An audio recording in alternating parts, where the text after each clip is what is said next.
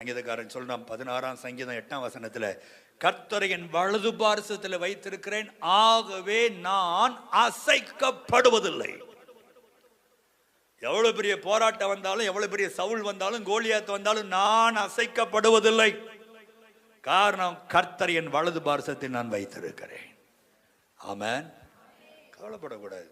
உங்களுக்கு ஒரு தெய்வ பிள்ளைகளாகி உங்களுக்கு விரோதமா வர்றவன் தான் கவலைப்படணும். நீங்க அவங்கள பத்தி என்ன செய்யக்கூடாது, அவங்கள நினைச்சு கூட இப்போ நாயை விட கேவலமா மறந்துடணும். சத்துருக்கள் எல்லாம் மறந்துடுங்க. அவங்கள பத்தி பேசியெல்லாம் டைமை வேஸ்ட் பண்ணாதீங்க, மறந்துடுங்க. உங்களை விட்டு ஒரு கூட்டம் ஒதுங்கி போனால் விட்டுருங்க. நீங்க வேணான்னு ஒரு கூட்டம் போச்சுன்னு சந்தோஷமா விடுங்க. சில நேரம் கர்த்தரே நம்மை விட்டு ஆட்களை பிரிப்பார், கூட்டை கர்த்தர் கலைப்பார். புரிந்து கொள்ளுங்க. கர்த்தர் கூட்டை கலைக்கும் போது போய் கையில காலில் விழுந்து திரும்பி வாங்கன்னு கூப்பிடாதீங்க. பிரச்சனை உங்களுக்கு தான். கர்த்தரே பிரிச்சுட்டு போனா விட்டுரு, அது போய் தொலையட்டும். உன் நன்மைக்கு தான் கர்த்தர் பிரிப்பார்.